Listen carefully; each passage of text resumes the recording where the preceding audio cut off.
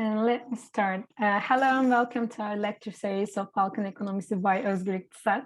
Today we are gathered for 8th lecture with our guest, Professor Jayati Ghosh. İktisat is a student collective which is established by economic students of Boğaziçi University. We thank Professor Ghosh for cooperating with us today for our solidarity of academic freedom. First, I'd like to talk about what happened so far at Boğaziçi University shortly. Melih has been appointed as director of the university. With this appointment, every democratic system of the university has been nullified. We, as the students, professors, alumni, and other members of Boğaziçi University have been protesting since then. More than 700 fellow students had been detained under inhuman conditions for days.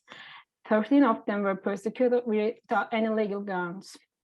As long as we stand, we demand to terminate appointment of rectors and return to the democratic electoral elections, to stop police force siege around and within our university immediately. As long as we stand, we do not accept, we do not give up, as we always said. I want to briefly introduce Jayati Ghosh. She is a professor at the University of Massachusetts Amherst. Before that, she had taught at Jawaharlal University for 35 years. She conducts her research on Asian political economy, economics and developing world, gender and care work. Today, we will talk about one of her essays that's being published on the India Forum, the political economy of COVID-19 vaccines. If you have any questions during the lecture, you can raise your hand or you can write it on the chat box. I want to thank Professor Ghosh again. Without further ado, I yield the floor, Professor Ghosh, please.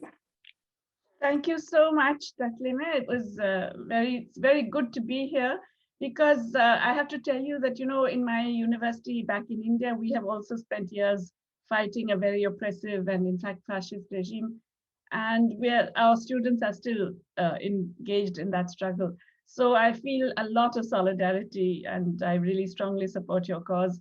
I have to tell you that it's the fact that it's all young people like you who are keeping the flame burning that gives us a lot of strength. And thank you all for doing this. Thank you all for being at the forefront of progressive causes. And thank you also for thinking about a genuinely free economics. I think that's so important and it's so inspiring for us that this message is there with you. So thanks for all of these things.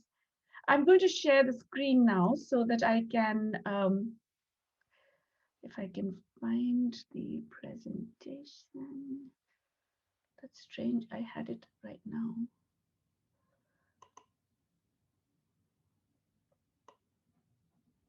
Yes, here we are.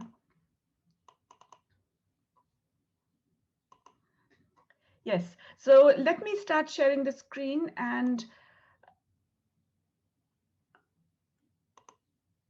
yes, it's yes, the political economy of vaccines, but I've decided I will just actually call a spade because what is happening today is vaccine imperialism, okay? And so let's just begin by identifying some features of this pandemic. It's true that right now India is at the forefront of global cases, and in the second wave, India has been very, very badly affected. But the first year of this pandemic, although it started in China, the remarkable thing was the disproportionate extent to which people in the rich countries were affected, especially Europe and North America. They had much higher spread rates, they had much higher mortality rates than anywhere else, like several multiples of what was happening everywhere else. And I would argue that it is this disproportionate impact on the US and Europe that has influenced the global policy response, not just the response within those countries, but the response across the world. Two things happened. One was that vaccine development, there was a dramatic push towards rapid development of COVID-19 vaccines. And the speed with which these vaccines have then been developed and the regulatory approval has been granted is unprecedented. So just to give you a perspective, most vaccines take anywhere between 5 to 15 years to develop. And it's very rare that you will find a vaccine has been approved within even 3 years. It's almost, in fact, I cannot think of a single vaccine that has been approved within 3 years.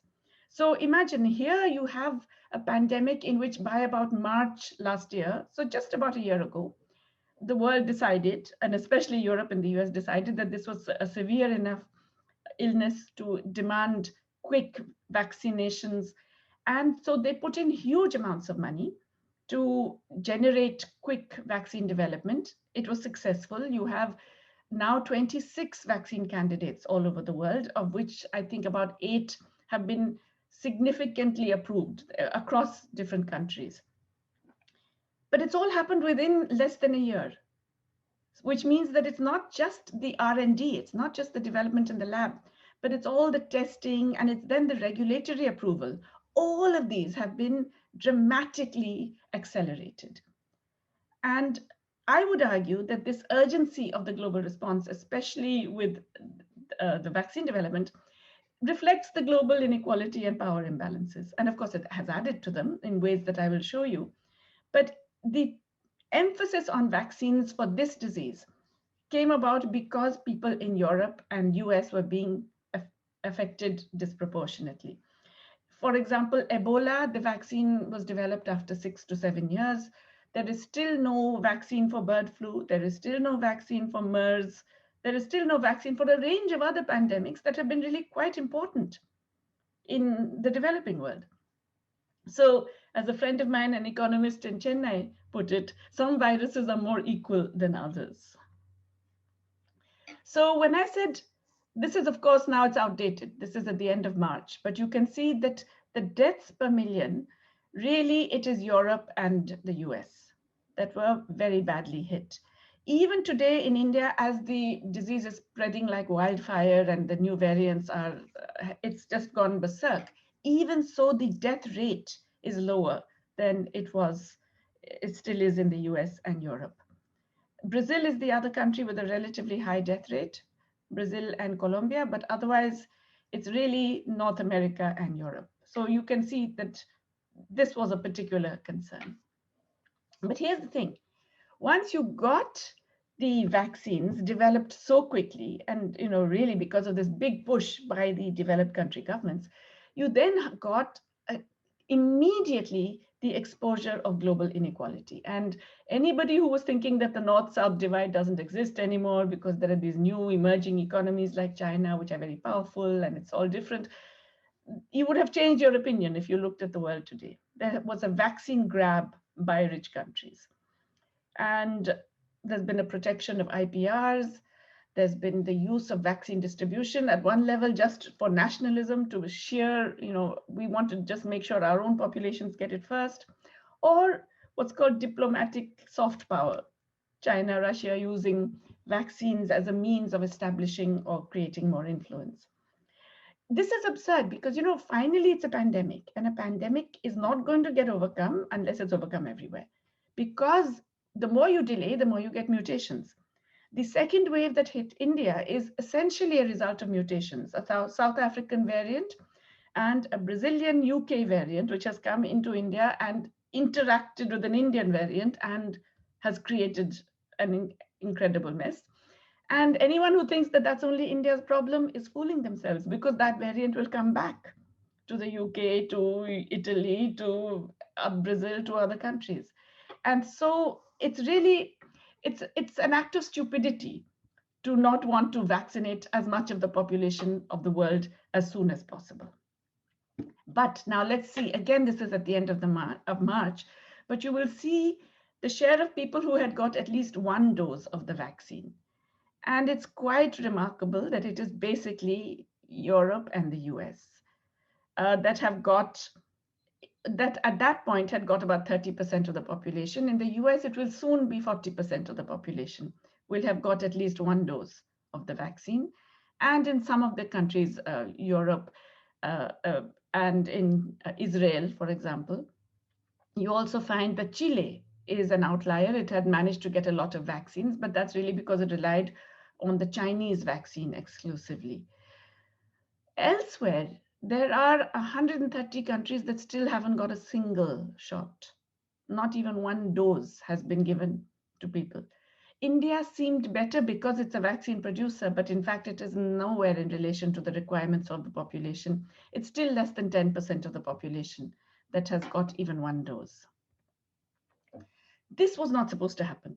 In fact, from early March last year, once people realized there was a pandemic, vaccines are being developed, there was an attempt to do what is called a people's vaccine. Yes, that is to make sure that all these vaccines that are developed will be made available to all countries everywhere in the world as much as possible.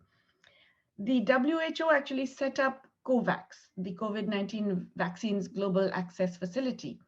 And it was, of course, the WHO, but also the Coalition for Epidemic Preparedness and Gavi, the Vaccine Alliance. Bill Gates plays an important role in Gavi. And that's one of the reasons why COVAX,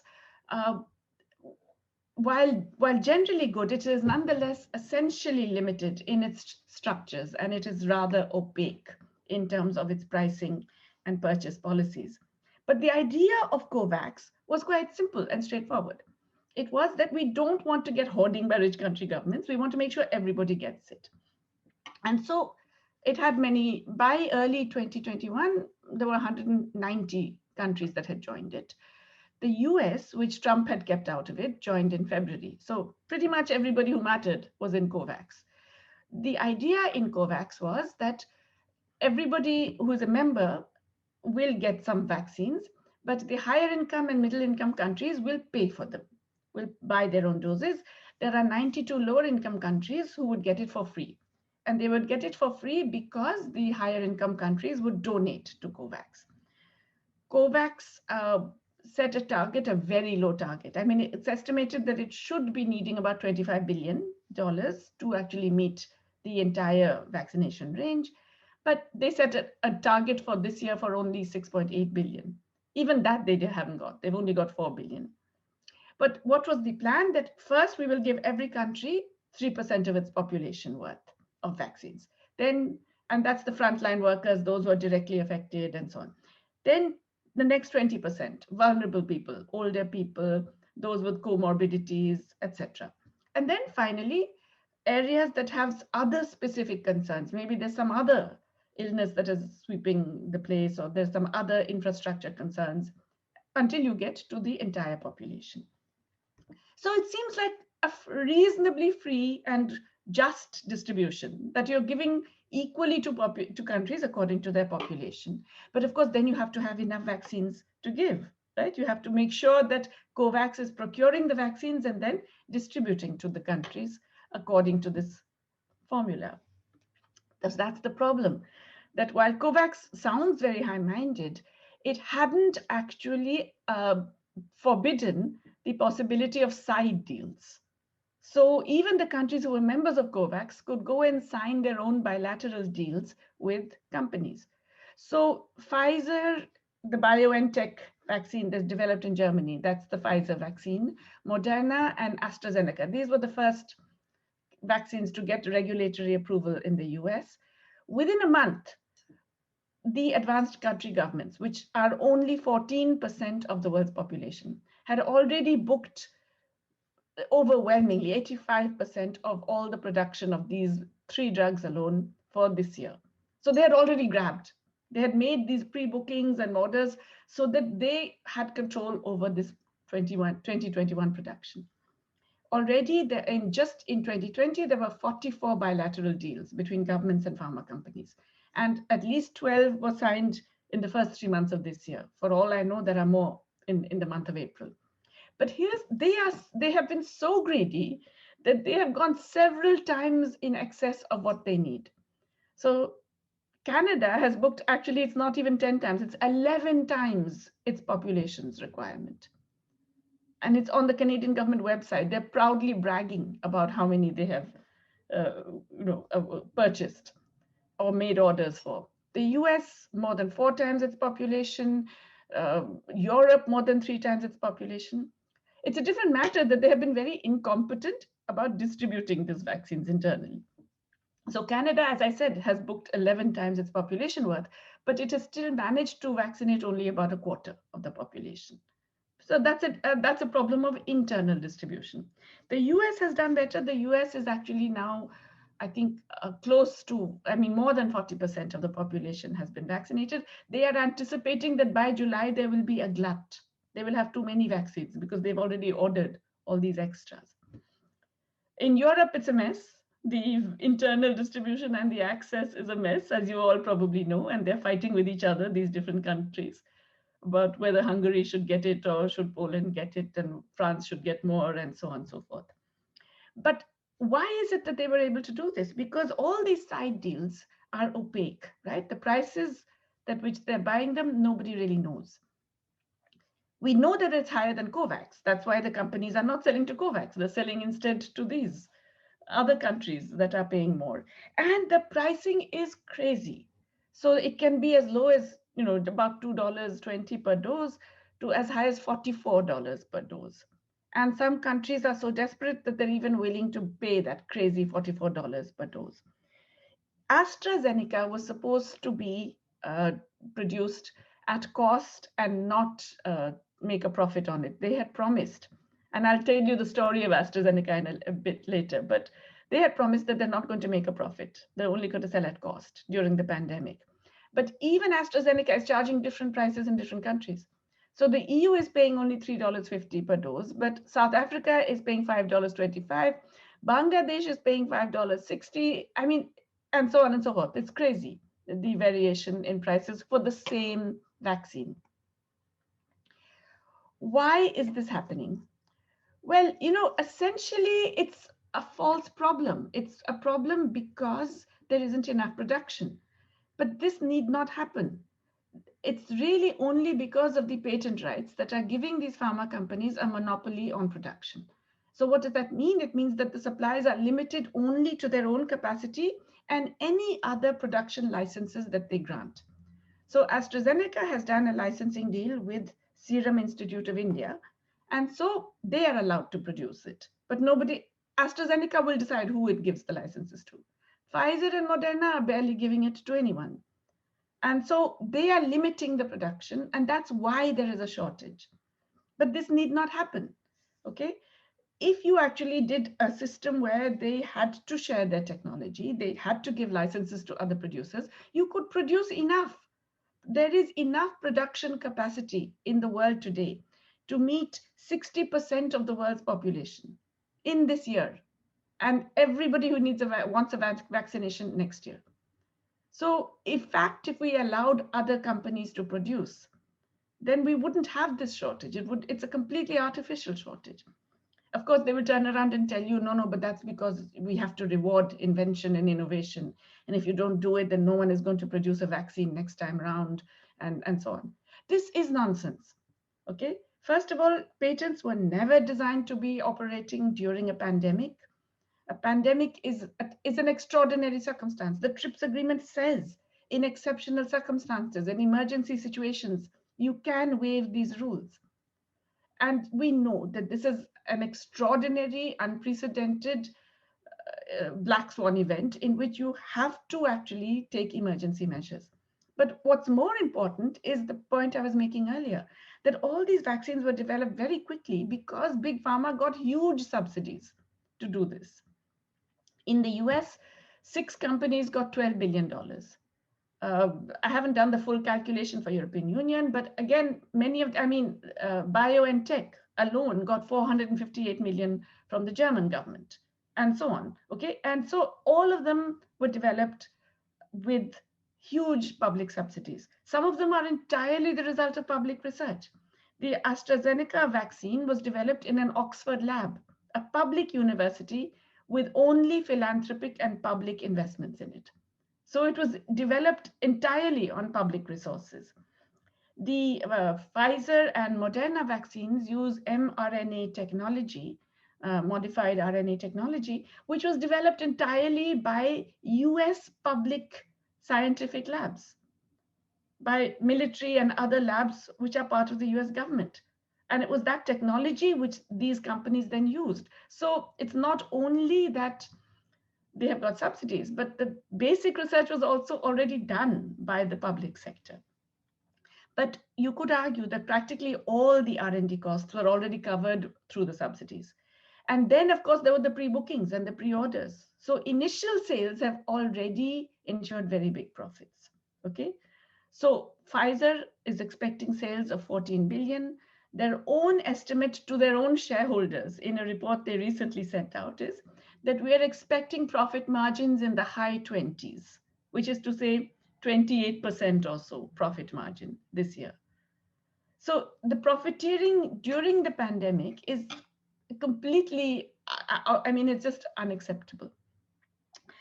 So in fact, in October last year, a bunch of developing countries, India and South Africa led it, but it's now approved by 90 countries in the WTO and supported by them. They said waive these intellectual property requirements during the pandemic for vaccines, for drugs, for diagnostics, for medical kits, for ventilators, for all of the things that are required to treat the pandemic. Waive the intellectual property rights until we get global herd immunity, that is to say, until the pandemic is over. And that's critical because, as I've said, it doesn't help if you manage to vaccinate your own population. If it emerges and explodes in some other country, and then those people come, or one way or the other, it's going to come and reinfect. So this is a period when you should waive these IPRs, these intellectual property rights. For those of you who are unfamiliar with it, the TRIPS agreement of the WTO confers property rights which extend across a whole range of both preventive and diagnostic and treatment kinds of issues. And they do allow for compulsory licensing, which is to say they do allow a government to force a company to share its license or allow other producers in situations where it feels that that company is being monopolistic. So many people have turned around and said, well, why don't you just use compulsory licensing? It's already there in TRIPS. The problem with that is that, first of all, it's case by case. You have to do it for each vaccine in each country. And secondly, it takes a long time, the whole process. And thirdly, a lot of countries that have done this in the past have faced cases against them in the WTO. In fact, the US has been the leader of the cases against them in the WTO. In the past. So they are saying, just, let's have a waiver for this period so that we don't have to worry. If we can issue the licenses, we can demand transfer of technology without worrying that there will be cases against us. This has come 8 times to the TRIPS Council, and it has been blocked each time by the advanced countries. And it's the same pack, the same lot that have bagged all the vaccines. They are the ones who are also blocking. So imagine, not only are they grabbing all the available vaccines, but then they are also pushing for the limit on supplies. So they will take whatever's available and they will not allow you to produce more. It's bizarre, but unfortunately, this is happening. What's really also more bizarre is that this is not something that benefits their own populations. This benefits only the pharma companies. This benefits nobody other than big pharma companies that have already got very large government subsidies. Because if you did waive this, there would be much more global supply, the price would come down, there would be more availability. If the price comes down, their own governments would be paying less for these vaccines. So taxpayers would be paying less for these vaccines. And everybody being vaccinated is a better situation for everyone in the world. Nonetheless, as I said, it's been opposed. And here, remember I told you about the North-South divide? Well, here is a nice expression of it. The yellows are the countries that have either sponsored or co-sponsored this request in the WTO. The greens are the supporters. The dark green are full supporters. The light green are general supporters. And the reds are the opposers. Okay, so yes, the developed countries and Brazil, always an outlier, as you know.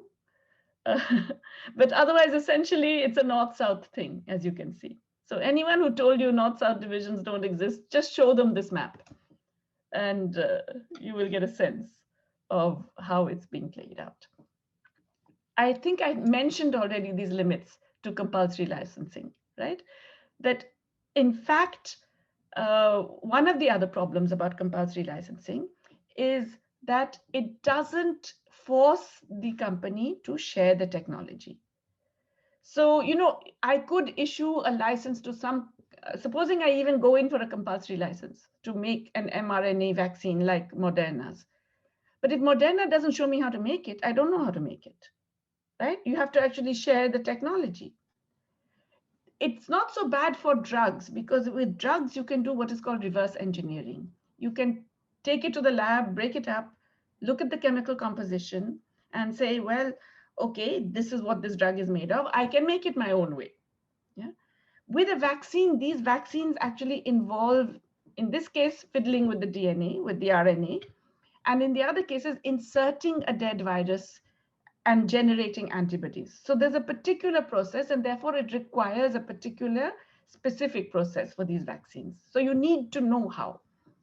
If you actually were only, if it was only this country, if it were the whole world, let's say, or if you were a very, very large producer, you could perhaps force one of these companies to share the technology because they want to have continued access to your market. But right now, I mean, the two countries that have issued compulsory licenses are Chile and Israel. But companies aren't bothered. They're not sharing the technology with any companies in Chile or Israel because they don't, right now, they are having excess demand. They can actually bid one demander against another. And of course, it's not just WTO. There are some free trade agreements and bilateral investment treaties also that prevent compulsory licensing. So as you can see, there's the concern about the patents in the WTO, but there's also just the very transfer of technology. Okay, so definitely what you have to do, you have to suspend the IPRs. Okay, but you also have to promote technology sharing. Now, again, this was something that was thought of. It wasn't the first time that people said, oh, we need to share technology. So the WHO created the COVID-19 Technology Access Pool, CTAP, in which you can actually join and share your technology. So guess what? 48 countries have joined, countries. And these are all developing countries without any of the technology. No company has joined. No company has volunteered any technology. So it's a joke, right? It's not happening. There's no voluntary sharing. On the other hand, these companies have all benefited from government subsidy. So the governments that gave them the subsidy could well turn around to them and say, listen, I gave you this money, now you share this technology. It's not yours, I paid for it. The Biden administration told Johnson & Johnson to share its technology with Merck because it wanted more production in the USA, and they did so. Why can't the Biden administration tell Johnson & Johnson or Merck or anybody else to share their technology with CTAP? Why can't AstraZeneca share its technology with CTAP, put it publicly available? There is a story in this one, which I think, I'm going to talk about right now. And it's quite interesting what happened. The Oxford lab that developed this particular vaccine, its own intention was to make it publicly available. And around June, it had already declared that it was very promising. The initial results were very good. They were going to start the clinical tests, the clinical trials, but they were planning to put the entire knowledge related to this vaccine up on a website, free, open, available, accessible for all. That this is how you do it, because they said this is public knowledge and it's important. Bill Gates and the Gates Foundation are very large donors to Oxford University. And they had given, I think it was $475 million to Oxford.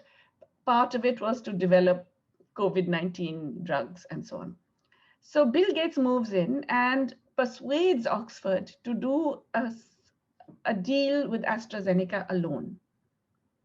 Instead of making this publicly accessible technology, they said, oh, you don't really have the production and distribution capacity. You shouldn't be getting into all this. You should give it to a company that can handle all this. So they did a deal with AstraZeneca. AstraZeneca promised that it would sell this at cost during the pandemic.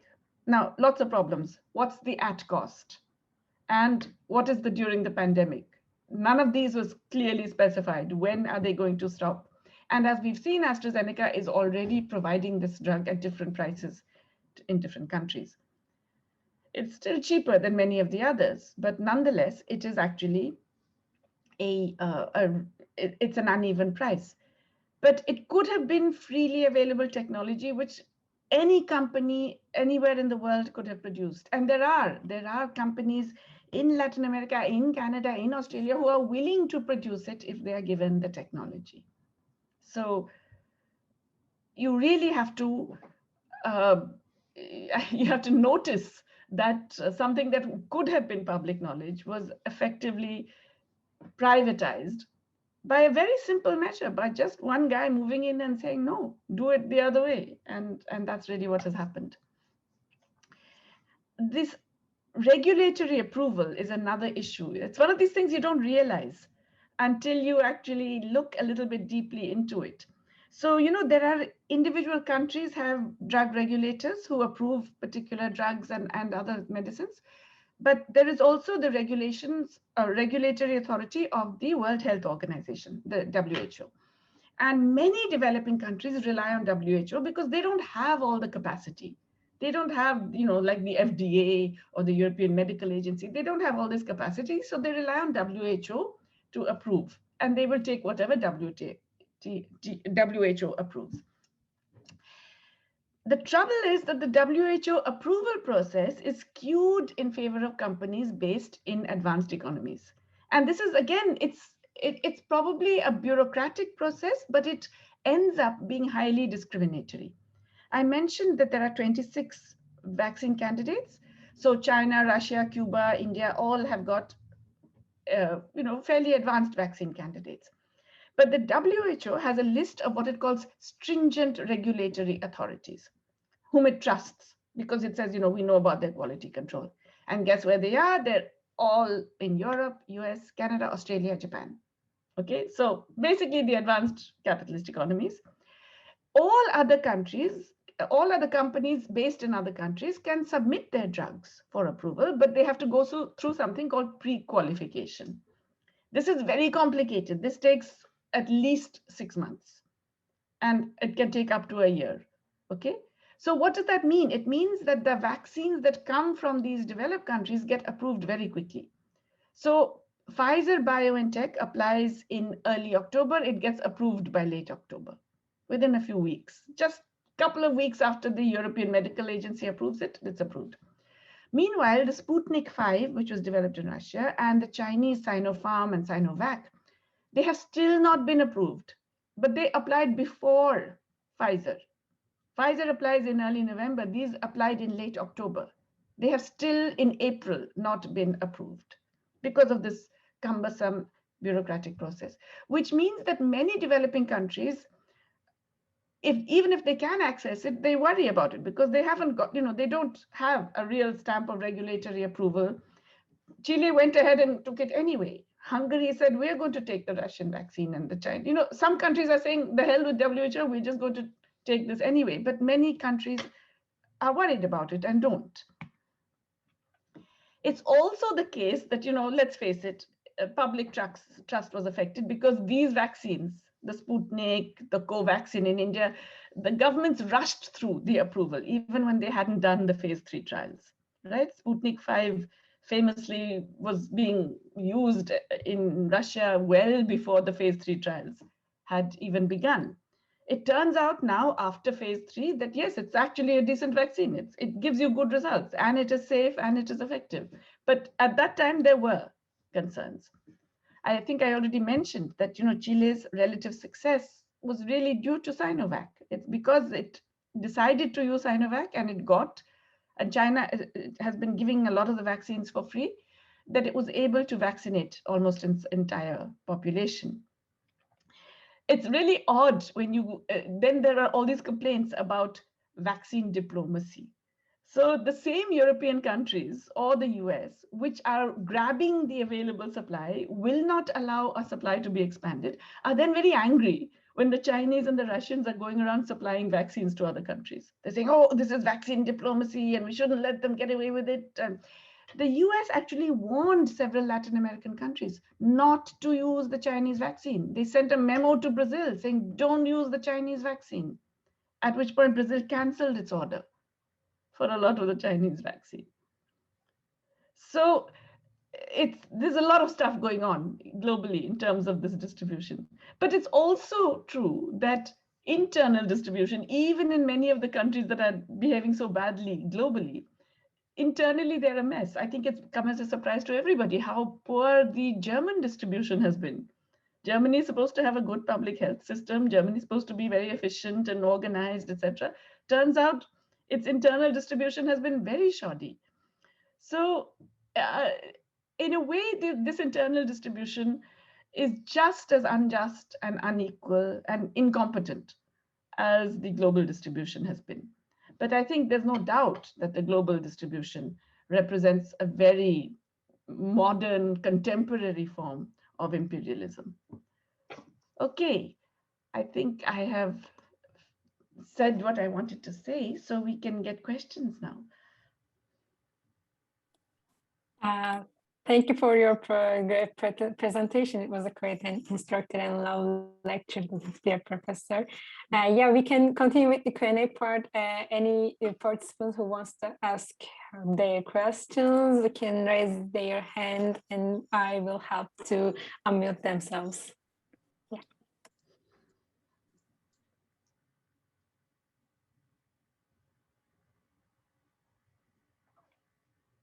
I think there's only a chat box, right? I don't see a Q&A box. Yeah, we have a participant as the Ask Me, and Can Tutuncu has a question, please. Yeah.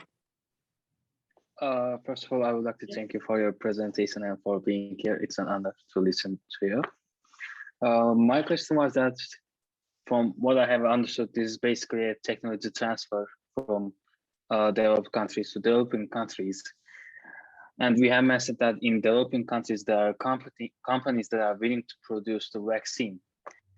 However, I agree with that, but I'm kind of confused about the way, since this also means like only I'm sorry, I think we're losing you. I couldn't hear the question. There should be, I think, I will repeat. Yeah. I will repeat, okay. Yeah. Okay, so should there be a capital transfer too beside the technology transfer? Because it's not that these countries are only lacking the academic side of the vaccine on, they are also lacking the physical capital, I think, needed to produce. Okay. Yeah. No, I think, when I say that. Is it okay, or is just am I lost again? Okay. Can you hear me? Yeah, yes. I think I got your question, that it's not just the technology that is required. They would also need capital to invest in making the production facilities. Yes, that's moral. Yes. Well, Yes. When I say that there is enough production capacity for 60% of the world's population, I'm talking about existing production facilities. So these are not, these are companies that can produce vaccines, have produced vaccines. They may need to get more raw materials. There could be some raw material shortages. They may need to expand a little bit some facilities, but mostly they just need the technology. That is to say, if I was thinking of expanding production, then we could expand investment and cover the whole population. But I'm saying just to meet even 60% of the world's population, we can do on the basis of existing production facilities without new capital investment. Okay, and that's quite remarkable, right? That right now, it is estimated that it will be 2024 before the entire world is vaccinated. Whereas if you could actually spread the technology and allow companies that have production facilities to produce the vaccines, we could vaccinate 60% of the population this year, in the next 6 months. Okay, thank you very much. Yeah. Okay. Thank you for your answering also. Gülay Tok says, thanks for your wonderful presentation. And she asks, can you give some more information about the difficult situation in India? she asked. Oh, yes. What can I say? You know, my country has descended into hell. We had a government that was in denial about whole this whole pandemic, and it was a very peculiar response because we did a very, very stringent lockdown, a national lockdown covering the entire country at a time when there were only 500 cases in the whole country. And also these 500 cases were just in 4 states and in 2 metros, you know, so it was very limited. We did not have to close down everything. But for about 10 weeks, you closed the entire country down. And it was a very brutal lockdown. People would, and with, you know, 95% of our workers are informal. They were just left without any livelihood. There was no social protection. There was no attempt to give them any compensation. So you have people starving. You have people then who are so desperate that they trudged hundreds and hundreds of kilometers back home because they were migrant workers who were not getting any work and were starving to death. All of this actually allowed the disease to spread. And then after 10 weeks, you realize that, you know, you should have used that 10 weeks to expand the testing facilities, create a proper testing and tracing and isolation network, expand hospital beds. You did nothing. You just sat there and you didn't provide compensation. And then you realize that the economy has collapsed, people are dying. So what do? Okay, you unlock. So you basically then allowed the economy to open up at a time when the disease was spreading. So the first peak happens when you start, by late June, you're starting to unlock. The first peak happens by late September because you are allowing activities, work, factory work, everything. You're allowing all of that when the disease is increasing. And you have all the migrant workers who've gone back home and spread it back home. The winter period, for some reason, did not show a very big increase. So the first peak, as I said, was September. And this fact that it didn't show an increase made the government extremely complacent. It's a very complacent government anyway, but it made them even more complacent to the point where they then decided that everything could happen again. Large gatherings, a lot of political mobilization. Even when cases started going up again, they started going up on the West Coast, in Kerala and in Maharashtra especially. Maharashtra was the worst affected, lots of travel and a lot of migrant workers in Maharashtra. And it was evident from December that we're getting the mutant varieties. The first mutant variety found was the South African one, then the UK variant, then now we have our own mutant, which is a combination of the Brazilian and UK variants. And it's completely lethal because it's both more infectious and more virulent and more lethal. Even when it was clear that this was going up again and we're getting more and more cases, the central government just didn't bother. And they insisted on state assembly elections being held in 5 states where the government has been the Modi party has been campaigning like crazy. Our prime minister is tweeting about how happy he is to address the largest crowds and biggest rallies he has ever addressed. Last week, he tweeted this. So he's out there electioneering. They allowed a very major Hindu festival on the banks of the Ganga River, the Ganges. They allowed, this festival happens every 12 years. They brought it forward by 1 year. I'm not making this up. They brought it it would have happened in 2022. They brought it forward by 1 year because some idiot astrologers told them that this is a better time for some planetary configuration. These are the same astrologers who couldn't predict the pandemic. But the government says, yes, we will have this big festival this year, in the middle of this pandemic. More than 4 million people have crowded into one part of the banks of the Ganga and infected each other, of course. So many cases of those people who have gone back home and infected others. And in fact, just recently, some Bollywood scriptwriter died yesterday who had gone to this Mahakumbh, to this big religious festival. And every time people protested saying, don't allow this, they said, no, the chief minister of that state, who is a BJP person, said, religion will conquer disease. And and he's allowed to say this. Others are saying you can use these, traditional medicines, and that will beat the virus. The former king of Nepal, Gyanendra, and his wife, they went to this festival. They have also got COVID. We are not even at the peak of this. We don't even know where the peak will be because it's an exponential increase. The R thing, which is R is the ratio that tells you how one person affects how many. And we've had an R more than 2 now for a month. But in some cities, it's estimated that the R is 4. One person is affecting 4 others. And you've had these very, very large gatherings. It takes 10 to 2 weeks for that whole thing impact to be held. We haven't even seen that impact yet. My city of Delhi, which is not supposed to be one of the worst affected, it is, but it's not described as one of the worst affected. The stories I'm getting are so terrifying. There are 3 people to a bed. There is not enough oxygen. A friend of mine this morning died because he could not get oxygen. The son of a friend of mine, Erinch, Sitaram's son, he's died. It's unbelievable what is happening. And it is exploding like nothing. And the government, the central government, is doing nothing. It is leaving it to state governments who have no money, who have no revenues, and who cannot do the kind of required treatment.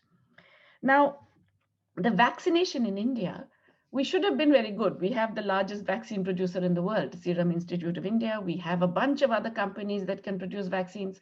We could have brought in compulsory licenses ourselves and forced these companies to share the technology and produced enough to vaccinate everybody. The government didn't bother. Instead, it allowed the companies to export vaccines. They thought this was going to be a sign of India's soft power until it became so crazy that they had to stop the export. So for a month, there's been no export. And now the Serum Institute is claiming that they have to export because they only got the technology on the basis of a certain agreement with AstraZeneca. They're producing the AstraZeneca vaccine. It's a mess. There's a shortage of vaccines. The central government is now thinking about procuring other vaccines as well now, when it's so late already. And as a result, this proliferation of the new variants, I think India is going to become, it's not just the hotspot, it will become the source of global infection very, very soon. It's already now, it's a living hell, it's a nightmare what's happening in India. But because it is so uncontrolled, it's going to be a lot worse and it will inevitably spread to other countries. Sorry to be so depressing, but this is really what is happening, yes. And we thank you for your answer. We are also realizing the whole world, I guess. Thank you. Do we have one more obscenity I have to mention to you? The Please. Central government bought these vaccines for 250 rupees per dose. Okay, 250 rupees is about $3. The same company is going to sell this vaccine to the state governments for double the amount, for 500 rupees. And the central government says, fine, go ahead, charge more to the states.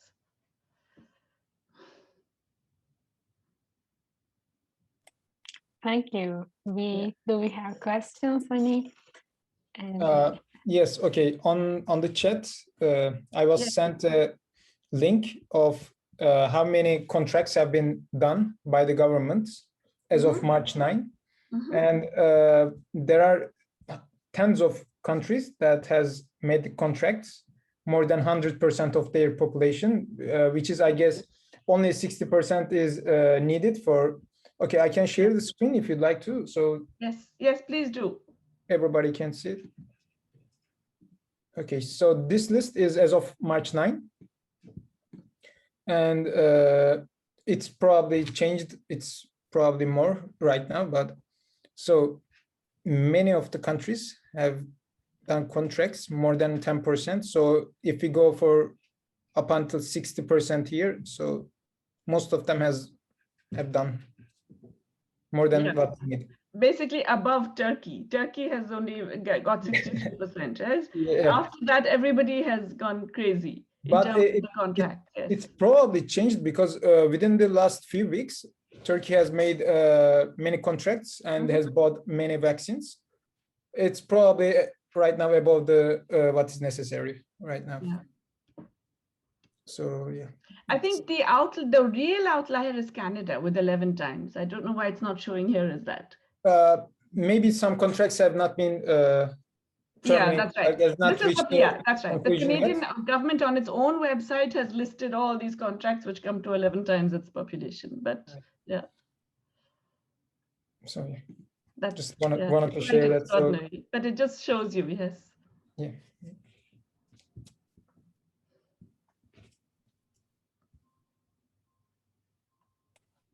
Hocam, please. Jayati, first of all, my deepest condolences for. I know, really. It's a crazy thing, really. I was going to ask a question of an economic question, but before Ali had come up, I think. Sorry for the intruder. No, it's always good to see a cat. She became a part of this show every week. You see, the crux of the problem seems to be, as you have highlighted in your talk, the internal application of the stocks. In Turkey, things are going so slow. I'm hearing the same thing, developed or developing everywhere, that the sheer incapacity of the health system, developed or developing in all countries. And of course, to us, this, this is a very straightforward thing, that since the neoliberal destatization, the depopulation of the state capacity, not only in health, of course, in education, in transportation, basic social structure, infrastructure services, it is by no surprise to any one of us that this incapacitated public affairs is the end result. And it just rings in our ears, the Margaret Thatcher's, that the infamous words that there is no such a thing as society. There are individuals. Society is a cooked up term, and now we are paying for the price of it. But I was just going to ask you your opinions. I realize that this is not your topic as of today, but in our talks about the old normal versus the new normal, and the old normal is the reason of this incapacitization and also the rise of the pandemic.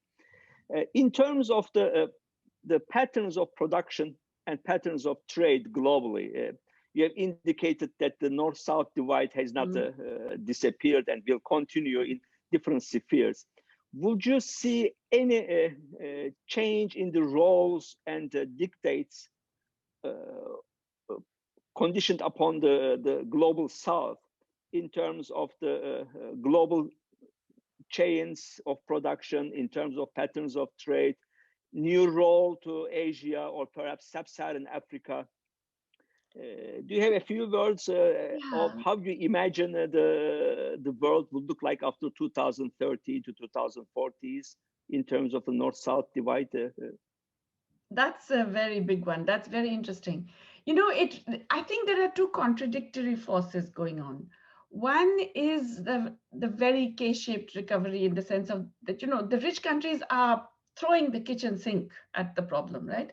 The US stimulus is going to be 35% of GDP. I mean, we can't even begin to think of what kind of, you know, the total money spent since the pandemic, additional money. It's just crazy. And the US Fed has been buying everything in sight. Every bond you can think of, any kind of debt you can think of, the US Fed has buying.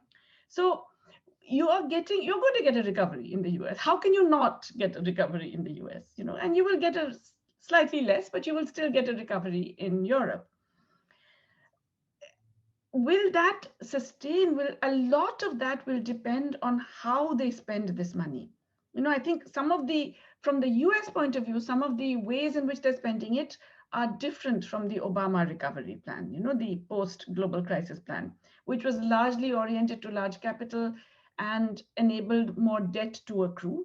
This is, I would argue, more oriented to infrastructure and working incomes. So to that extent, it is likely to generate a more, sort of broad-based recovery and growth.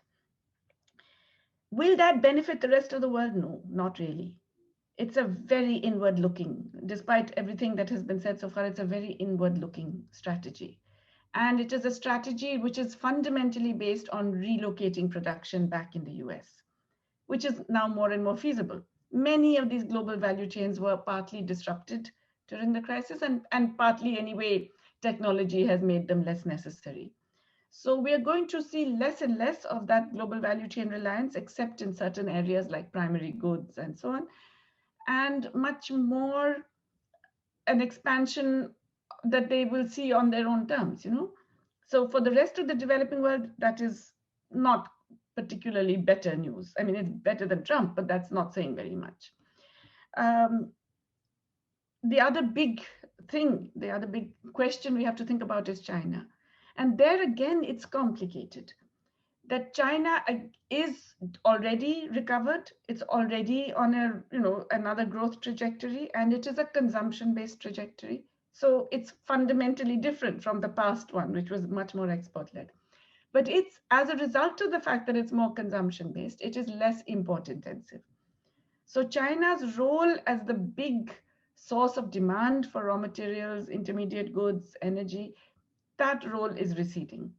We are not going to see China as the big growth pole for our exports anyway, in the same way.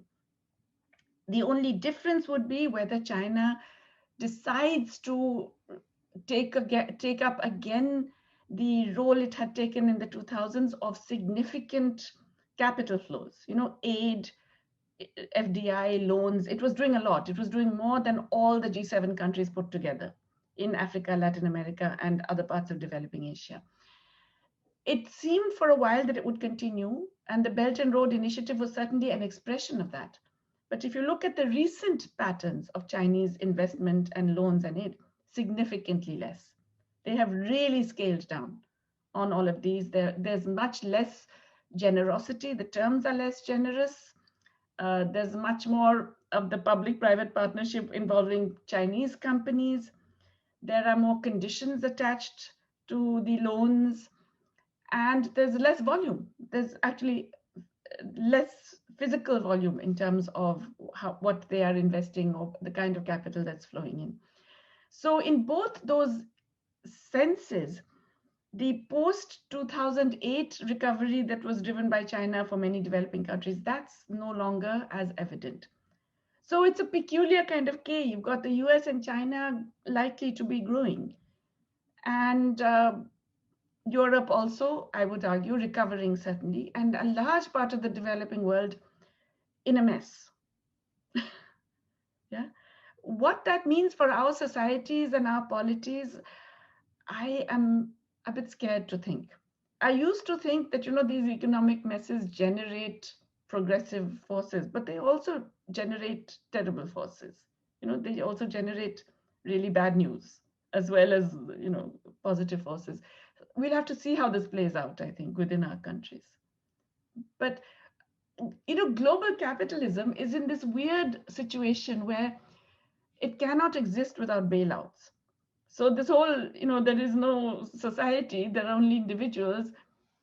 Bob has written an article, Bob Poland, whom you know well, has written an article which is due to come out soon, where he's talking about how what we've seen in the US, at least for the last 30 years, is champagne socialism for the rich and let them eat cake capitalism for the rest.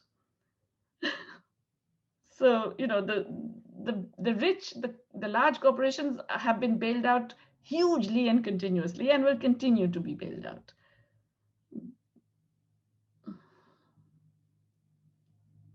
Okay, there's a comment here.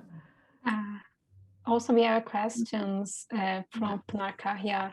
Dear Ghosh, thank you for your presentation. What does the ineffectiveness of international organizations such as World Trade Organization and World Health Organization mean for developing countries trying to maintain an alternative agenda in these organizations, particularly in the World Trade Organization?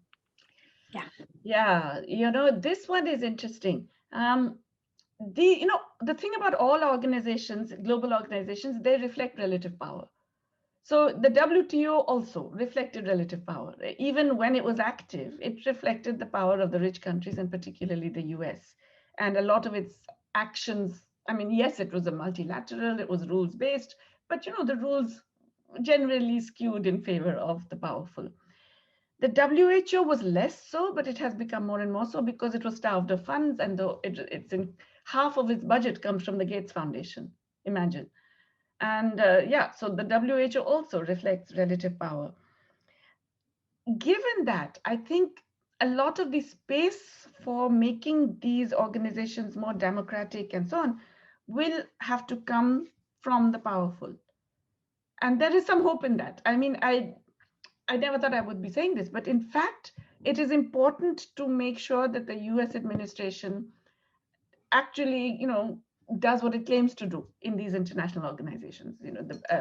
President Biden has made very good noises about WHO. The US has re-entered WHO. It still hasn't paid the dues, but it has re-entered. And, it's making good noises. The US government has to be shamed into stopping the opposition to the TRIPS waiver in WTO. And there's a very good article in the New York Times today where this woman points out that Joe Biden, before the election, was saying that yes, it's inhumane not to be opposing this TRIPS waiver, and that we must transfer technology. And then he was asked, would you do this if you were president? And he says, yes, yes, yes, yes. So I think it's time for that fifth yes, now that he is president. And I think, that kind of public pressure can have an impact, because ultimately it's about power. Really, if the US says it, Europe will go along with it. Just like when the US has announced that it's in favor of a minimum tax globally for corporates, Europe has said, yes, it's a good idea, when they were opposing it bitterly all this time. So I think there are ways in which these organizations can fulfill at least part of their mandate if the powerful can be somehow pushed into agreeing to it. I hate to put it so bluntly, but that's the nature of geopolitics. The frame is all very nice and democratic, and we all love each other and so on. But the reality is all about the balance of power.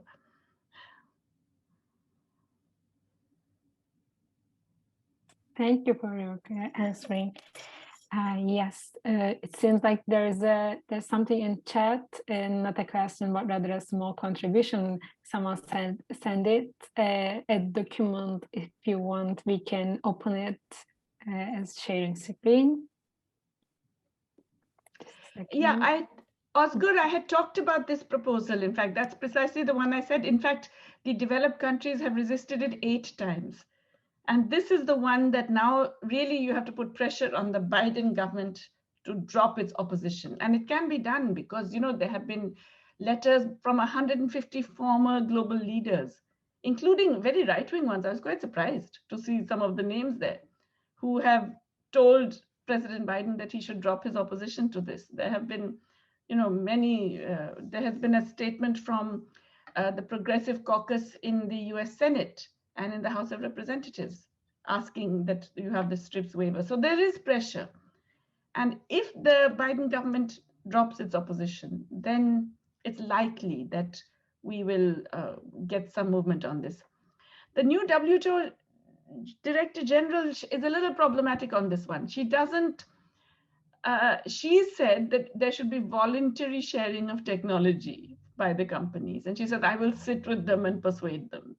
And I think we all know how far voluntary sharing goes. It doesn't go very far. It only works when the companies fear that they will lose that power anyway. So it's only when you have a TRIPS waiver that then they will suddenly say, yes, yes, we want to voluntarily share technology.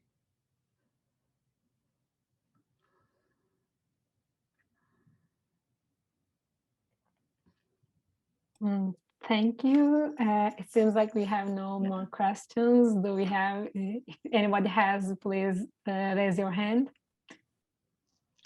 I think it's quite late already, right, for people. So, but thank you. That was a very interesting discussion.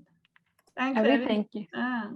Yeah, we thank you so much for your participation, for your support, for also the solidarity. Just before the closing our lecture, I want to celebrate Sovereignty Day and Sovereignty and Children's Day in Turkey. It's the 23rd of April, and we have a national festival today. Yeah, it was. We thank you so much again for your participation and support for for solidarity. It was a quite. Arrange wants to say something. Yeah. No, I'm just applauding. Wow. No, it was a great pleasure.